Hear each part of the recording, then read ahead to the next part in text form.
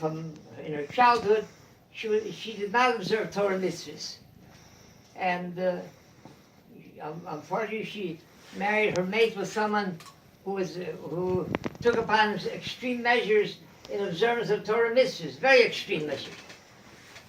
It made her life so sad, and it was unbearable to live with him.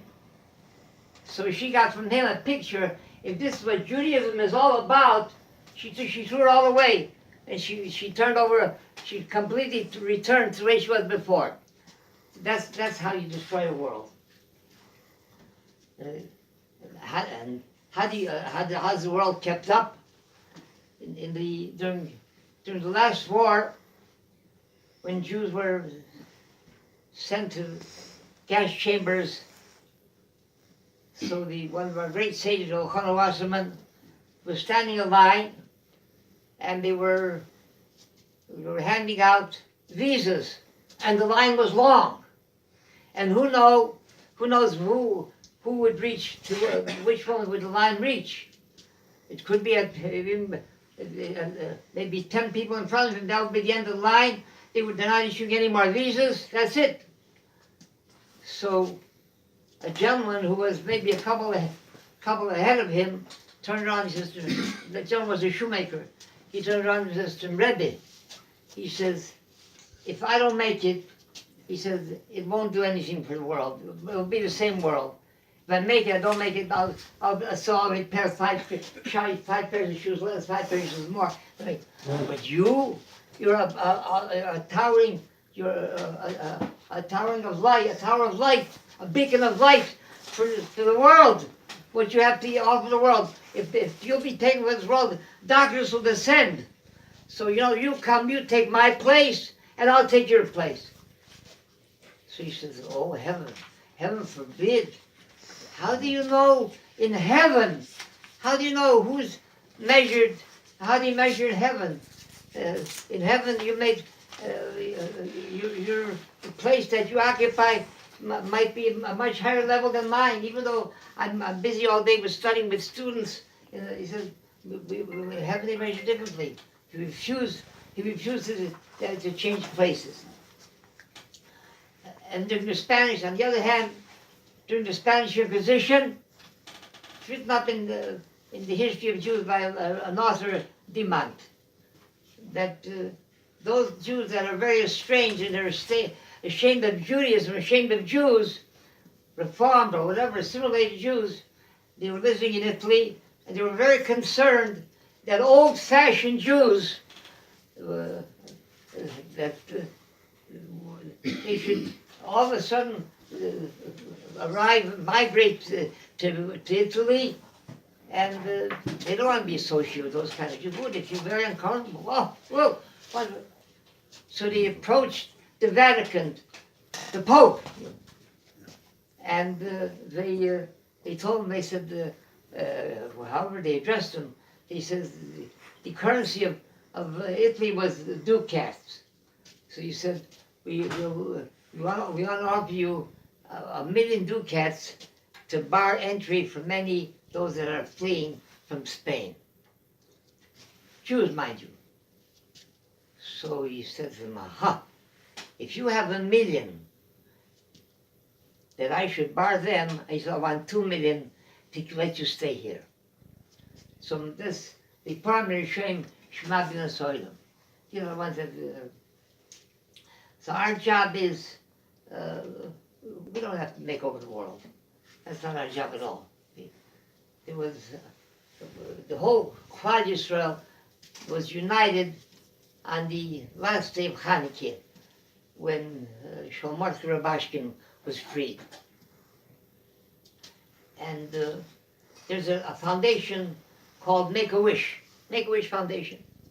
They go around, unfortunately, to children who are suffering terminal illnesses, to cheer them up, to give something to their lives. So they came to one child, when a 15-year-old or so, and they said, make a wish, what would you like? So he says, I want President Trump here by my bed. He said, there's a lot of things we can do. You can, there's a famous baseball player, Jared Jeter, something from the Yankees. He said, we can bring him to your bed. He said, I don't know who that is. I'm not interested in him. He said, we can take a trip around the world. No, I want the president right here. He said, that back and forth until they came to a compromise. That they guarantee him if he'll write a letter to the president, the letter will arrive on the president's desk. He wrote the letter. It was more with tears than with ink, and it arrived on the president's desk 2 days before Rabbi was released. In the letter he wrote like this: Dear President Trump, Hashem made you the leader of this great country to help the Jews, and in particular to help Mr. Rabashkin. He says, I pray morning and night that he should be released. I don't have much time left. He said, I beg you to please release him. That letter arrived on the president's desk 2 days before Hanukkah, and his daughter happened to be in the White House at that time. And he was moved to tears, and he showed it to his daughter, and we all, the rest is history, that he was released 2 days later. So, we say, in conclusion, the other half of the mission, the Department of Rishonim Shemad B'Solam,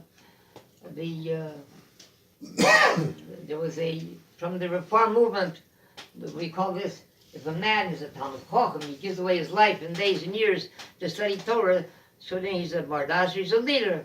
And nowadays with ladies becoming, assuming the position as a rabbi, she's a misleader, unfortunately. So she took to task President Trump. Ayid. She says to him, he said that he did a terrible thing. He said that the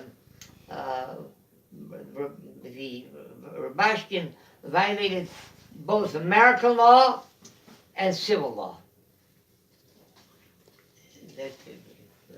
So I wrote her a letter. I wrote her, your knowledge about Jewish law, I can guarantee you, is nil. But now I see even American law you're very unfamiliar with. And I told her the story, said that there was a monastery, a church, that had a magnificently manicured lawn. It looked like a barber took and cut every blade of grass separately. So, but there was a big 4-foot by 8-foot, very big sign. The sign in front of the monastery, church. The sign, these are people that are religious people. So the sign said, no trespassing allowed. All violators will be prosecuted to the fullest extent of the law. It was signed Sisters of Mercy. So this is what Bones says to Mekan Mesarim. Khan ben Akash Omer, let's talk about